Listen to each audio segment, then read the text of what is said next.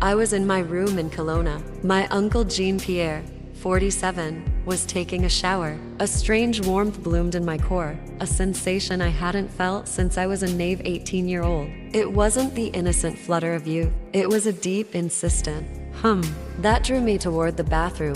I told myself it was simply a need to use the facilities. I was wrong. The bathroom door was slightly ajar, and the steam that rose carried the scent of his soap, a spicy sandalwood that always made my pulse quicken.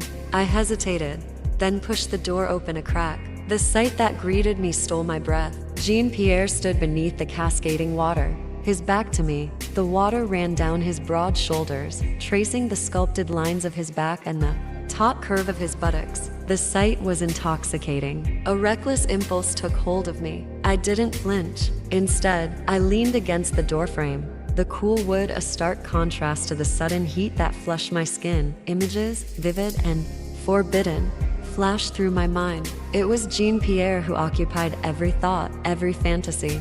A slow smile stretched across my lips, my fingers tracing the contours of my own body, imagining his touch. My mother and sister, Chantal, were asleep, blissfully unaware of the dangerous game I was about to play. I moved with newfound purpose. My footsteps muffled as I climbed the stairs to the bedroom floor. I had to make sure we were alone. Every door was closed, the rooms dark. My mother's door loomed ahead.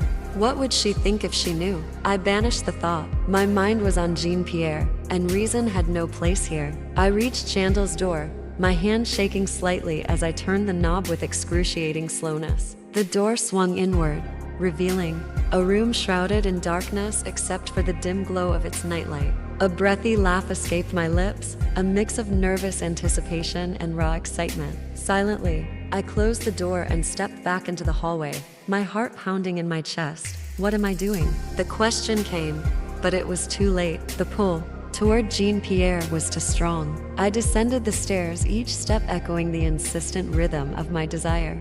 The living room, bathed in soft moonlight filtering through the large windows overlooking Lake Okanagan, seemed the perfect stage for my impulsive act. It seemed like childish play, but the undercurrent of sensuality was undeniable. My thoughts spiraled, each one bolder than the last. But I was too far gone to turn back. I sat on the plush couch, the cool fabric against my heated skin a welcome sensation. I waited, the silence punctuated only by the distant lapping of waves against the shore, each sound amplifying the anticipation that vibrated inside me.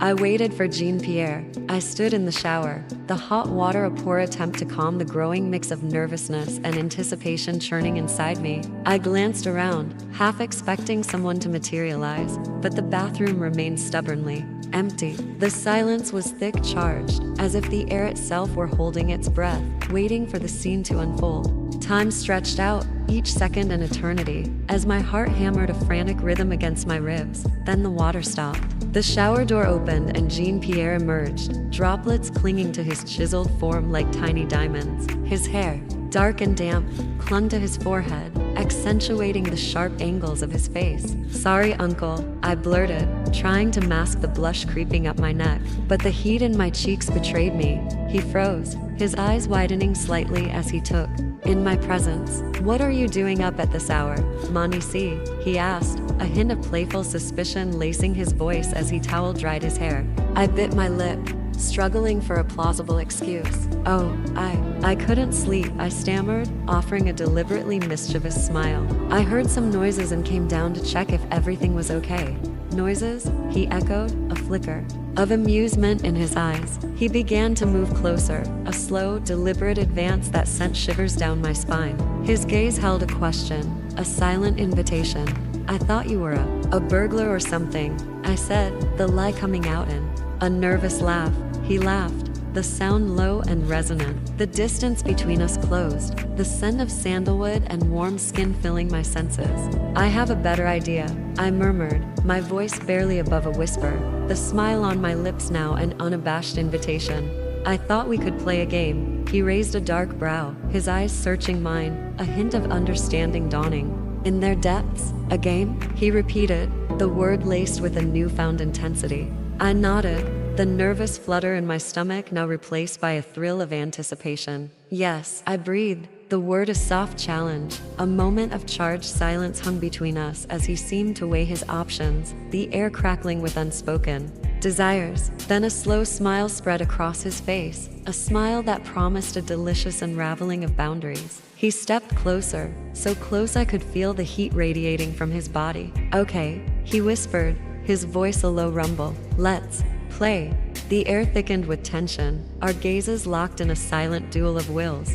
We were both laughing, but it was a laughter laced with a dangerous undercurrent, a shared knowledge of where this game was inevitably leading. We walked toward my room, the silence between us thick with nervous anticipation. It was a heady mix of excitement and a thrilling sense of the forbidden, a rush of adrenaline that pulls through the air connecting us. Once inside, we sat close together, the faint moonlight illuminating the knowing smiles that played on our lips. The space between us narrowed until I could feel the heat of his breath mingling with mine. You've got nerve, I whispered, barely audible, my heart beating a frantic tattoo against my ribs. A mischievous glint shone in his eyes as he met my gaze, a silent acknowledgement of the game we were now fully engaged in. And so are you, he replied, his voice a low, husky murmur. The silence of the house seemed to amplify the frantic beating of my heart, creating a private symphony just for us. We both knew what was coming, the unspoken desire hanging heavy in the air, but neither of us dared to make the first move. Then he leaned in. His touch was tentative at first, a feather light brush against my skin, but the moment quickly grew, the intensity of our shared desire taking over, consuming us. It was a moment that shattered all barriers, releasing a torrent of pent-up feelings. His towel slipped, pooling on the floor, revealing the full extent of his arousal. A gasp escaped my lips. Jean-Pierre pulled me closer, his hold possessive and protective, mirroring the fierce desire that burned within me. He guided me downward, and I felt him, thick and hard, pressing against my entrance. It was a sharp, exquisite ache, a sensation that made me arch my back and gasp again. He pushed in further, and I felt him slide inside, filling me completely.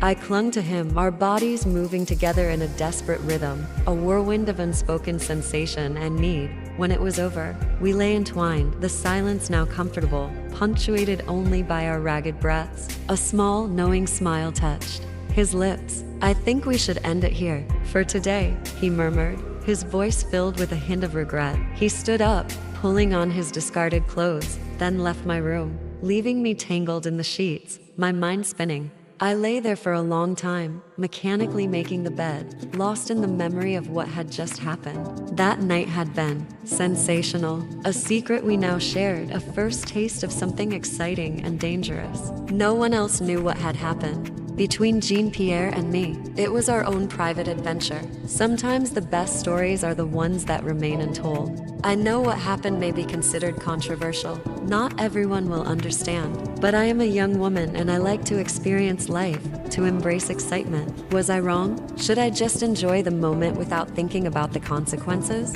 I would love to hear what you think.